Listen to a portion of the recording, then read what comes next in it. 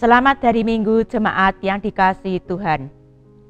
Marilah kita datang kepada Tuhan dengan penuh syukur karena pemeliharaannya yang begitu nyata kita rasakan.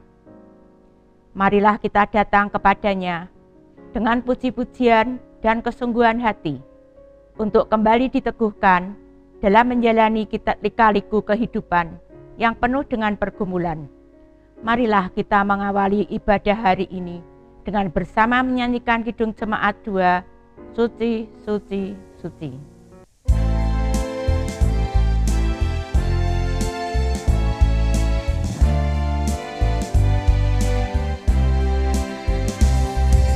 Suci, suci, suci, Tuhan Maha Kuasa, Dikau kami puji di pagi yang teduh. Suci, suci, suci, murah dan perkasa, Allah Tritunggal, agung namamu.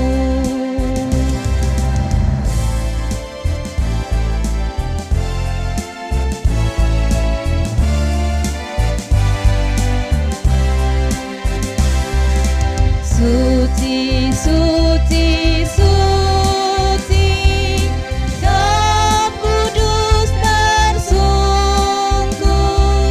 di depan tahta-Mu, memberi mahkotanya.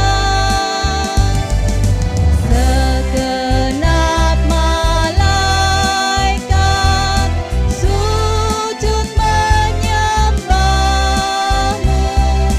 Tuhan yang ada selama-lamanya.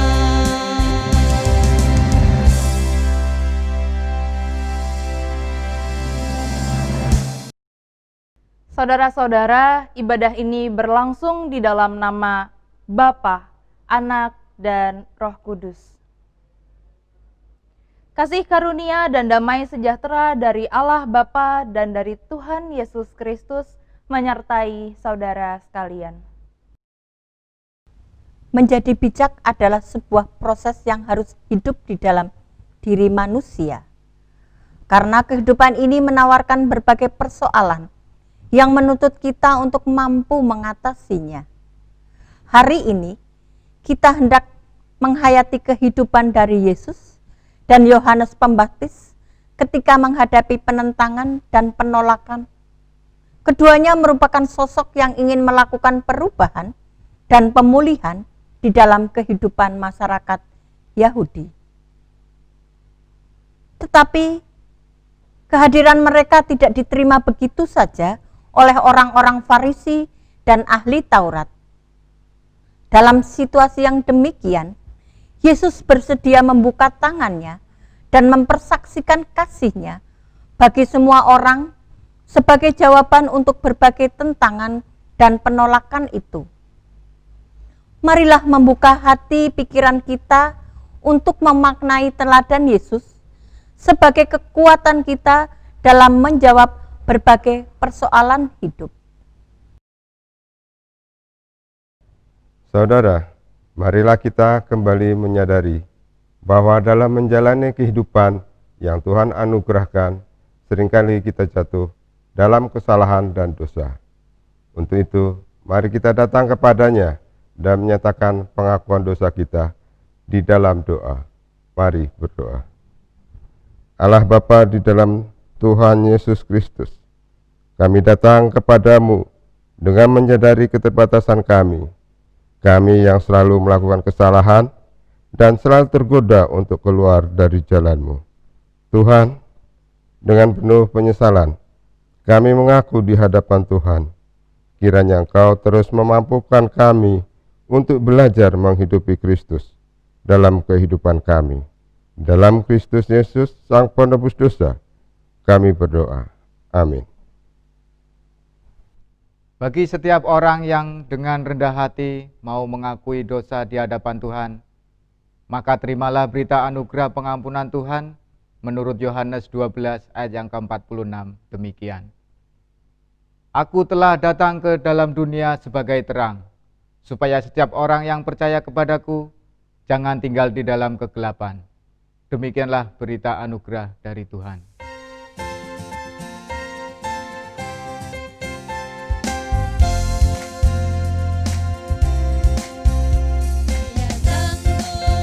Dia sanggup, ku tahu Dia sanggup, Tuhanku sanggup menyelamatkanku. Dia sanggup, ku tahu Dia sanggup, Tuhanku sanggup menyelamatkanku. Yang hancur dipulihkan, dibuka belenggu, yang buta dicelikan, dan yang lumpuh pun sembuh. Dia sanggup, ku tahu Dia sanggup, Tuhanku sanggup menyelamatkanku. Bapak, Ibu, dan saudara-saudara yang dikasihi Tuhan, mari kita menyambut sabda Tuhan dan mempersiapkan diri kita di dalam doa. Mari berdoa. Allah Bapa di dalam surga, kami datang dengan jiwa yang haus untuk belajar bersama, untuk bertumbuh bersama dalam meneladan Kristus sebagai sikap hidup kami. Kami sadar akan keterbatasan kami dalam memahami banyak hal yang Tuhan kehendaki. Namun kami percaya Roh Kudus senantiasa memberikan hikmat bagi setiap orang yang mau membuka dirinya untuk Tuhan ajar, untuk Tuhan arahkan. Kami yang telah mempersiapkan diri, kiranya Engkau mampukan untuk mendengar dan melakukan apa yang benar seturut kehendak Tuhan saja. Di dalam nama Tuhan Yesus Kristus kami memohon. Amin. Pembacaan Injil Yesus Kristus menurut Matius 11 ayat 16 sampai 19. Dilanjutkan ayat 25 sampai 30. Dengan apakah akan kuumpamakan angkatan ini? Mereka itu seumpama anak-anak yang duduk di pasar dan berseru kepada teman-temannya. Kami meniup seruling bagimu, tetapi kamu tidak menari. Kami menyanyikan kidung duka, tetapi kamu tidak berkabung. Karena Yohanes datang, ia tidak makan dan tidak minum, dan mereka berkata, ia kerasukan setan. Kemudian Anak Manusia datang, ia makan dan minum, dan mereka berkata, lihatlah, ia seorang pelahap dan peminum, sahabat pemungut cukai dan orang berdosa. Tetapi hikmat Allah dibenarkan oleh perbuatannya. Pada waktu itu berkatalah Yesus, Aku bersyukur kepadamu Bapa, Tuhan langit dan bumi, karena semuanya itu Engkau sembunyikan bagi orang bijak dan orang pandai, tetapi Engkau nyatakan kepada orang kecil. Ya Bapa, itulah yang berkenan kepadamu. Semua telah diserahkan kepadaku oleh Bapakku, dan tidak seorang pun mengenal anak selain Bapa. Dan tidak seorang pun mengenal Bapa selain anak, dan orang yang kepadanya anak itu berkenan menyatakannya. Marilah kepadaku semua yang letih lesu dan berbeban berat. Aku akan memberi kelegaan kepadamu. Pikulah kuk yang kupasang dan belajarlah kepadaku. Karena aku lemah lembut dan rendah hati, dan jiwamu akan mendapat ketenangan. Sebab kuk yang kupasang itu enak dan bebanku pun ringan. Demikianlah pembacaan Injil Yesus Kristus. Berbahagialah setiap orang yang memelihara dan setia untuk melakukannya di dalam kehidupannya hari lepas hari. Haleluya. Bapak Ibu, selamat hari Minggu. Hari ini tema kita bijak menjawab tentangan. Saya mau mengajak Bapak Ibu untuk membahas perikop ini dengan melihat dua sudut pandang. Pertama, kita akan melihat bagaimana sudut pandang dari ahli Taurat dan orang-orang Farisi, dan kita juga akan melihat bagaimana Yesus dan Yohanes, yang namanya juga disebutkan di dalam bacaan kita hari ini, menanggapi fenomena yang mereka hadapi. Kalau kita lihat dalam ayat 16 sampai 19, ada gambaran yang menarik tentang perumpamaan yang Yesus sampaikan. Yesus mengumpamakan ada anak-anak yang duduk di pasar dan berseru kepada teman-temannya. Kata mereka, "Kami meniup seruling bagimu, tetapi kamu tidak menari. Kami menyanyikan kidung duka, tetapi kamu tidak berkabung." Lazimnya kan ketika ada seseorang yang meniup seruling, berarti ada aksi, kemudian mestinya diikuti dengan orang yang menari sebagai reaksi lazimnya. Atau ada yang menyanyikan kidung duka, kemudian orang-orang di sekitarnya juga menunjukkan sikap duka. Tetapi dalam konteks orang Farisi dan ahli Taurat ternyata tidak seperti itu. Aksi tidak diikuti dengan reaksi yang lazim terjadi. Dalam hal ini menyanyikan kidung duka itu melambangkan pelayanan Yohanes Pembaptis. Kalau seseorang bertobat oleh pelayanannya Yohanes, maka ia akan ikut berduka. Diumpamakan mereka ikut berkabung dengan anak-anak yang menyanyikan kidung duka. Karena mereka menangisi dosanya, mereka berkabung karena dosa yang telah mereka lakukan. Ada penyesalan di situ. Dan anak-anak yang meniup seruling ini menggambarkan pelayanan Yesus. Kalau seseorang bertobat karena pelayanan Yesus, maka seumpama ia ikut menari karena seruling yang ditiup anak-anak itu membawa sukacita.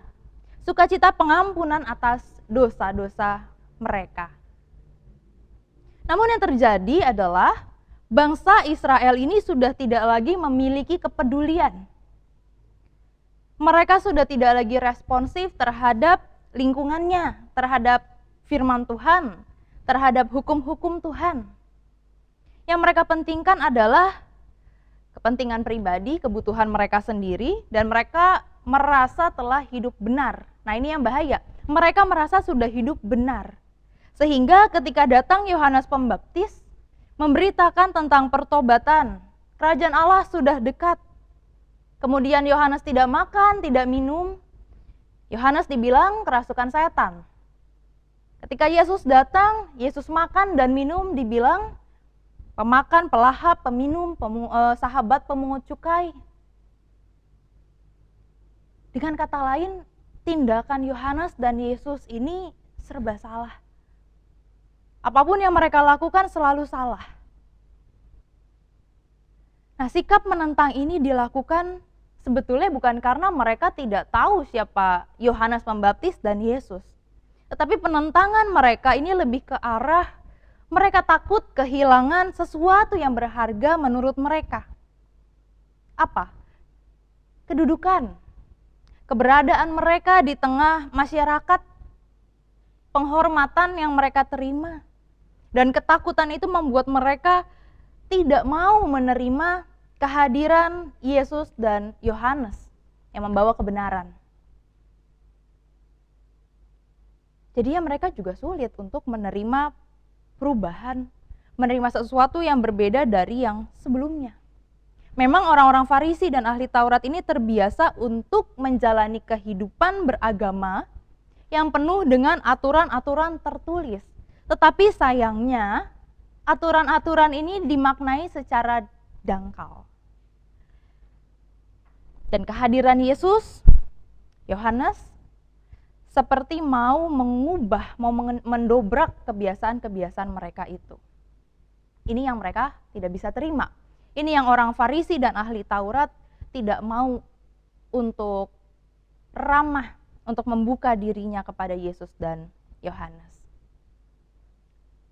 Itu dari sisi orang Farisi dan ahli Taurat. Di sisi lain, mari kita lihat bagaimana Yesus dalam ayat 16 mengungkapkan kekecewaannya terhadap mereka yang menentang Dia. Kata Yesus, dengan apakah akan kuumpamakan angkatan ini? Yesus kecewa karena realitas yang ia hadapi saat itu. Namun di dalam kekecewaannya, ini yang menarik. Dalam ayat 25-30, justru Yesus tetap memperlihatkan dirinya sebagai seorang pembaru, sebagai seorang pemimpin yang rendah hati. Makanya Yesus bilang, marilah kepadaku. Ini adalah undangan untuk semua orang. Yesus membuka dirinya untuk semua orang, tetapi persoalannya, orang-orang Farisi, ahli-ahli Taurat itu merasa enggak bahwa jiwanya letih dan lesu. Merasa enggak bahwa mereka berbeban. Mereka merasa enggak bahwa mereka butuh dipulihkan.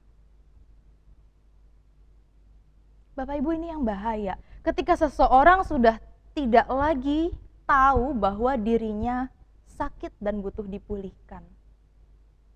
Kalau orang sakit dan dia menyadari kelemahannya, maka ia dengan sadar mengupayakan untuk pulih. Yang repot kalau udah nggak sadar bahwa dirinya sakit. Maka nggak ada lagi usaha untuk pulih. Kita sudah melihat dua sisi. Bagaimana ahli Taurat dan orang-orang Farisi ini mempunyai sikap dan bagaimana sikap Yesus dan Yohanes. Pertanyaannya, di manakah posisi kita melihat dua fenomena ini? Apakah saat ini kita merasa saya banyak ditentang atau saya yang menentang? Saya kasih 5 detik buat Bapak Ibu menjawab di dalam hati.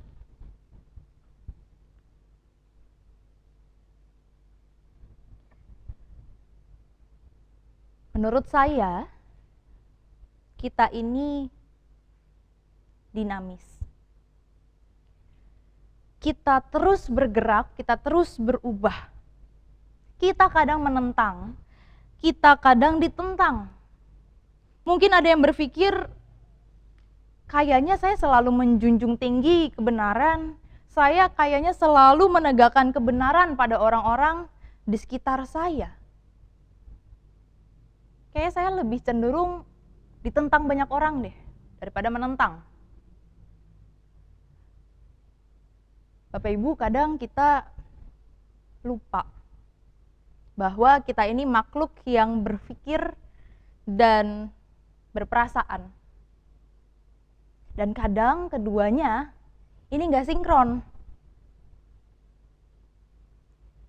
Kita tahu bahwa kita nggak boleh atau tidak benar kalau kita berpikiran negatif dengan orang lain, kita membenci orang lain itu tidak benar. Namun kadang hati ini berkata beda. Hati ini belum mampu untuk berbaik sikap kepada orang yang kita tidak suka.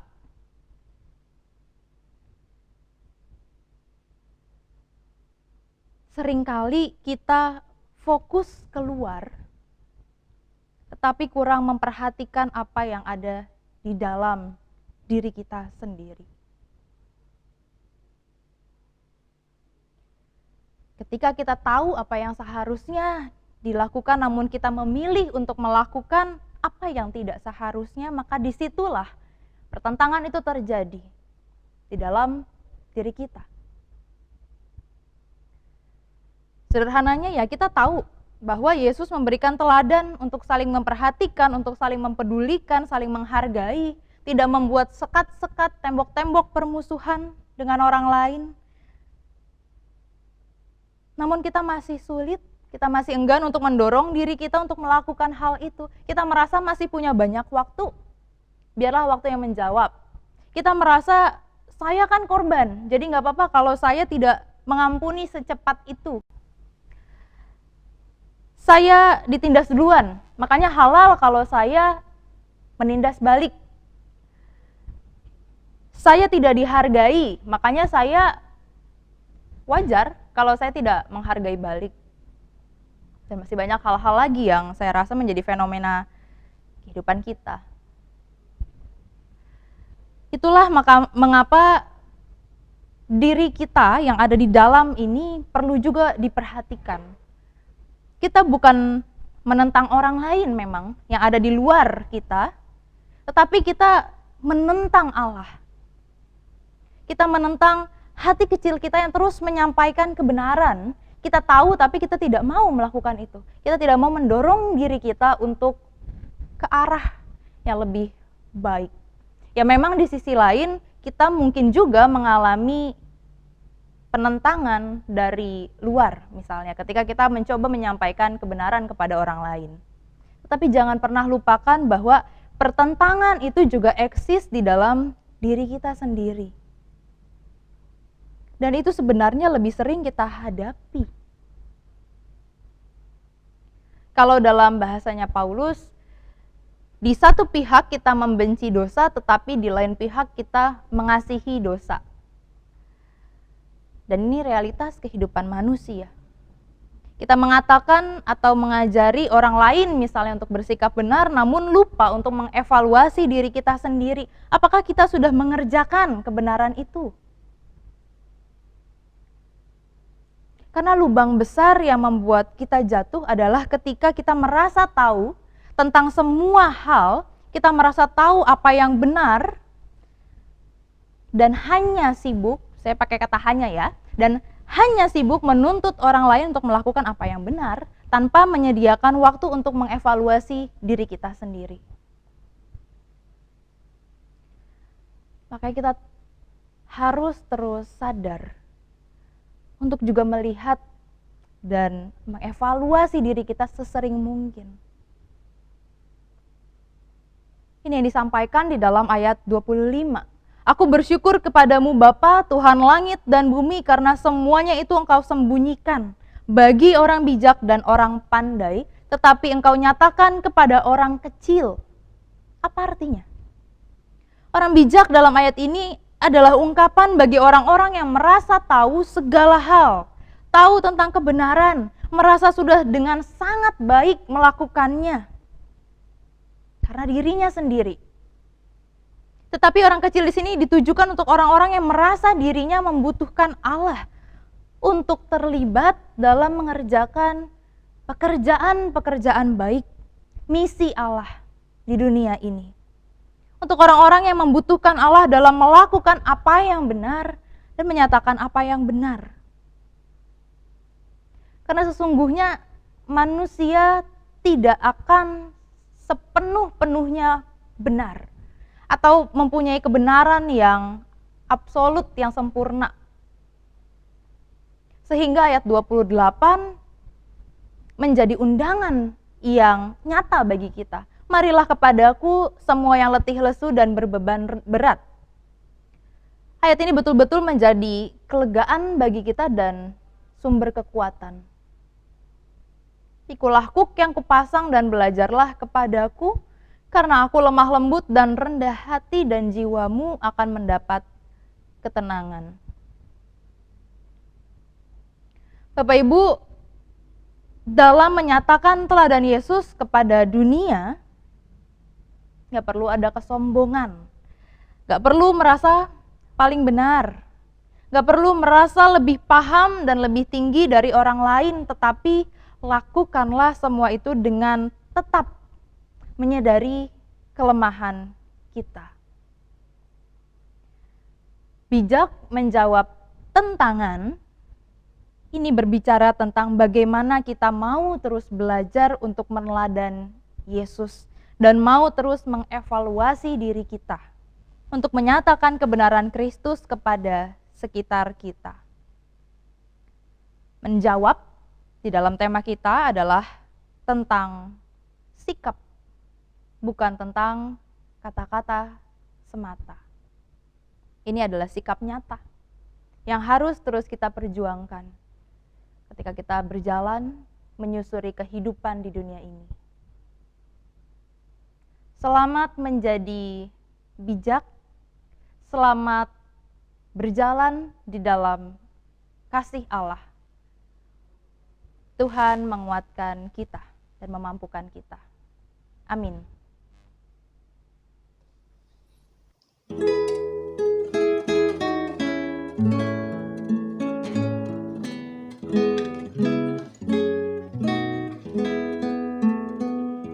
Semua yang letih lesu berdosa bercela, Terima rahmat Tuhanmu, percaya padanya. Datang saja pada Yesus, kini saatnya. Datang saja pada Yesus, terima rahmat-Nya.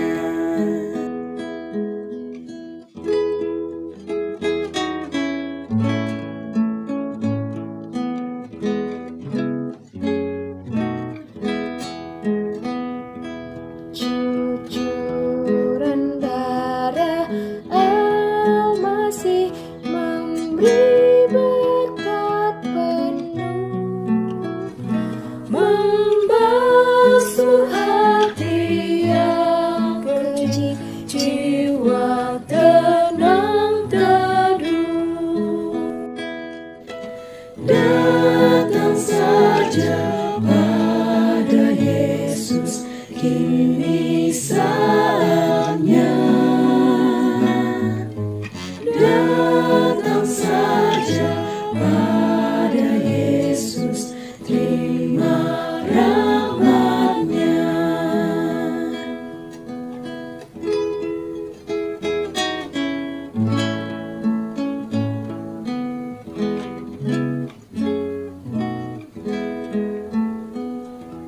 Dialah jalan yang benar, kedamaian bekal. Percayalah kepadanya dan terima berkat-Nya. Datang saja pada Yesus, kini saatnya. Datang saja pada Yesus, terima rahmat-Nya.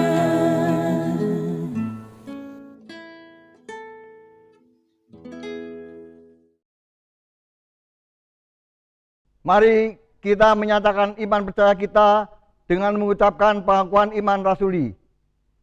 Aku percaya kepada Allah, Bapa yang Maha Kuasa, Khalik langit dan bumi, dan kepada Yesus Kristus, Anak yang tunggal, Tuhan kita, yang dikandung dari Roh Kudus, lahir dari darah Maria, yang menderita sengsara di bawah pemerintahan Pontius Pilatus, disalibkan, mati dan dikuburkan, turun dalam kerajaan maut. Pada hari yang ketiga, bangkit pula dari antara orang mati, naik ke surga, duduk di sebelah kanan Allah, Bapa yang Maha Kuasa. Dan dari sana ia akan datang untuk menghakimi orang yang hidup dan yang mati. Aku percaya kepada Roh Kudus, gereja yang kudus dan am, persekutuan orang kudus, pengampunan dosa, kebangkitan orang mati, dan hidup yang kekal. Amin. Marilah kita menaikkan doa syafaat kita kepada Tuhan. Allah Bapa, Sang Pemilik kehidupan, begitu bersyukurnya kami untuk berbagai hal yang Engkau izinkan untuk kami lewati. Kami yakin dalam berbagai musim kehidupan, tangan-Mu senantiasa menuntun dan mengarahkan kami. Ya Allah, dalam momen ibadah ini, kami hendak menaikkan permohonan syafaat kami, khususnya bagi kondisi dunia saat ini yang terguncang karena pandemi yang masih belum usai. Kiranya Engkau, Sang Pemilik kehidupan, menguatkan kami untuk terus konsisten dalam menjaga diri kami tetap sehat. Kiranya saudara-saudara kami yang sakit juga dapat merasakan kehadiran Tuhan lewat banyak orang di sekitar mereka yang setia mendukung dan merawat. Kami berdoa bagi gereja kami. Sungguh kami rindu untuk kembali bersama-sama beribadah di gedung gereja ini. Tuhan kiranya memberikan kami hikmat untuk dapat memaknai proses ini dengan bijak. Tuhan yang memberi kami pengertian untuk mengambil setiap keputusan dan merancang berbagai rencana dalam menghadapi keadaan yang baru ini. Tuhan, tolong kami yang lemah ini sehingga dalam keadaan kami tidak ke gereja untuk bertatap muka dalam persekutuan, kami tetap mempunyai kerinduan akan Tuhan dan tetap menjaga relasi kami dengan Tuhan dan saudara-saudara kami. Kami juga berdoa bagi negara ini. Kondisi yang sulit ini biarlah menjadi sekolah bagi kami untuk memaknai bahwa pemeliharaan Tuhan nyata di dalam kondisi yang buruk sekalipun. Kami membawa dalam doa pemerintah kami, tenaga-tenaga medis, orang-orang yang harus bekerja di luar rumah. Biarlah mereka tetap dapat bekerja dengan penuh semangat dan sukacita, sehingga apa yang mereka lakukan dapat membawa kebaikan bagi semua. Terima kasih Tuhan, di dalam kerendahan hati kami menaikkan syafaat ini. Amin. Dengan penuh syukur, marilah memberikan persembahan kepada Tuhan, Sang Pemilik kehidupan, dengan mengingat 1 Tawarik pasal 16 ayat 29. Berilah kepada Tuhan kemuliaan namanya, bawalah persembahan dan masuklah menghadap Dia. Sujudlah menyembah kepada Tuhan dengan perhiaskan kekudusan.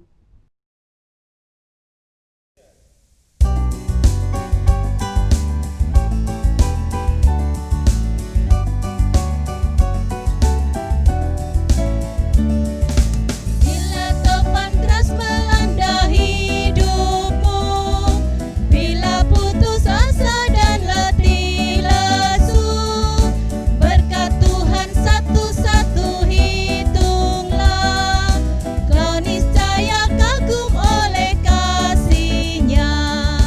Berkat Tuhan mari hitunglah, kau kan kagum oleh kasih-Nya.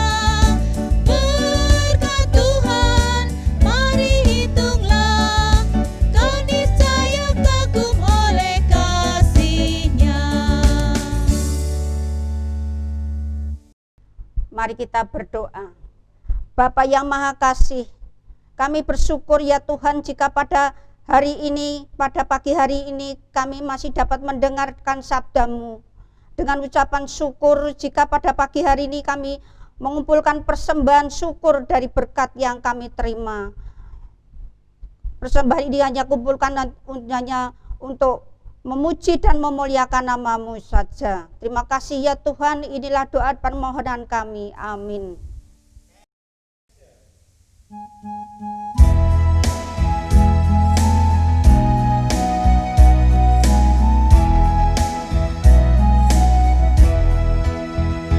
Kuutus kau mengabdi tanpa pamrih, berkarya terus dengan hati teguh, meski dihina dan menanggung duka. Kuutus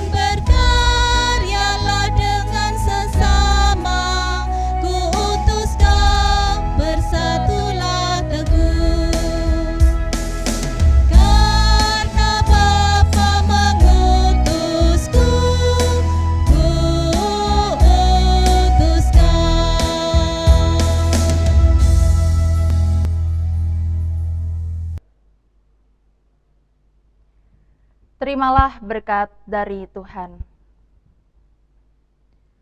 Tuhan memberkati kita dan melindungi kita.